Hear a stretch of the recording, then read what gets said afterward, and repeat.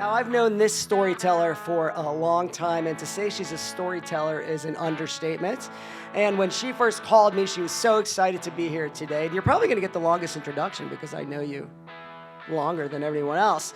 But she said, "Are we going to be reading or performing?" And I said, I know what you're going to be doing, but I don't know what I'm going to be doing. But she is going to be performing today. Here's a lot of pressure for Lynn Hazan.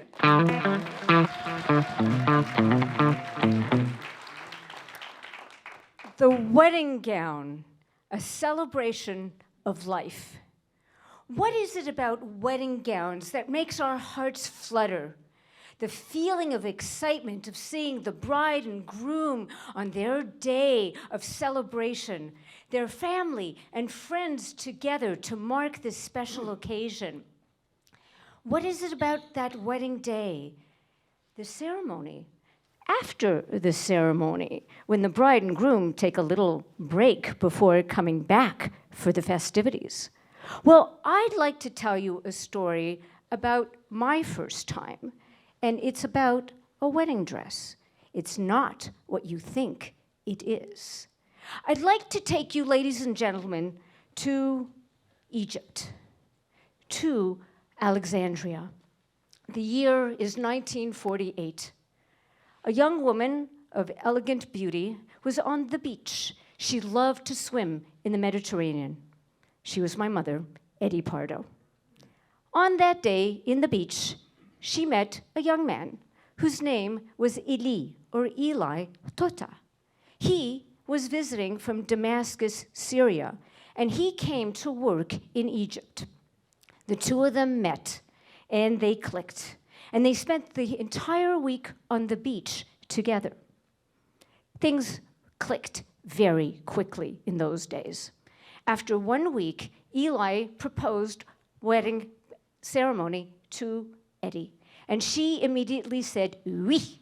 And then Eli sent an ambassador to Clément, Eddie's father, to ask permission to take his daughter in his hands as his wife. And Clément said, oui.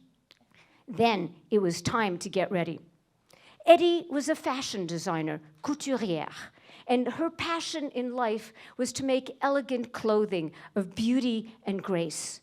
It had to be simple, yet elegant, and she sewed quickly. In 1948, in October, Eli and Eddie were married at the Eliyahu Hanavi Synagogue, a very old and historic synagogue in Egypt, in Alexandria. And this is their photo. They then had some dilemmas. What were they going to do? Because you see, being a Jew in Egypt was not going to be la bonne vie like my mother had growing up. And they had to decide. They had to move. Where would they move? They thought of the United States. They were both French citizens. However, the United States government said, no, you cannot come in. For even though my father was a French citizen, he was born in Syria, and the US government said, you cannot come in. So where did they go? North. Where did they speak French? Canada. Of course, Montreal in Quebec. And so they were off for a new adventure in their lives. There's a very famous French-Canadian song. Mon pays, ce n'est pas mon pays, c'est l'hiver. My country, it is not my country, it is winter. Mon jardin, ce n'est pas mon jardin, c'est la plaine. My garden, it is not my garden, it is the prairie. And so they moved up north. They had never seen so much snow, so much ice, and navigating themselves to call Canada home. When we were growing up, we went skiing, we went tobogganing, we went skating, and we claimed Canada as our homeland. My sister came first, Danielle, then I was next, and then my brother, Morris. So there was only 4 years between the three of us. My parents were very intent on creating a family unit quickly. The years passed. Now it's 1978 to 1980.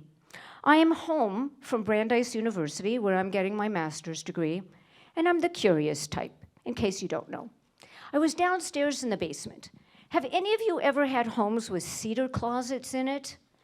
Buried treasures, I tell you, are in cedar closets. I ran downstairs, je farfouillais, as we say in French. I was going up and down, and all of a sudden, I saw something, and I felt it soft and silky. What's this? I lifted the hanger. Oh my! It was my mother's wedding dress. I had never, ever seen it in my life, except in pictures. I ran upstairs. I closed the door. I scattered back down. I tried the dress. It fit me perfectly. Now, I have to tell you, I'm short. So aside from the length, it fit me in all the right places, for I am my mother's daughter. Then I asked myself, what should I do?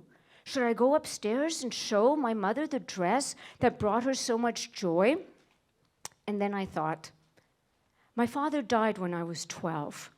And if I was going to go upstairs and show her the dress and me wearing it, would she start to cry?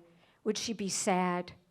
And so I hung the dress back, and the dress and I kept our secret together. The years passed, and I was back in Montreal. This time, Danielle, Morris, and I were packing up the house, and my mother was moving to an assisted living facility. This time, I asked the question, can I take the dress with me? Of course. So now that beautiful dress hangs in my closet here in Chicago. And so tonight, with a venue of friends and colleagues and people who care about stories, we are here tonight to celebrate the art of storytelling. Because once you hear this story, you can pass on your stories from one generation to the next. And I know that Eddie is here with us tonight with her needle and thread and her fabric, ready to sew and to create a new story for all of us to share. Mamie, je t'adore et je t'envoie des baisers. Mamie, I love you and I'm sending you kisses. Thank you.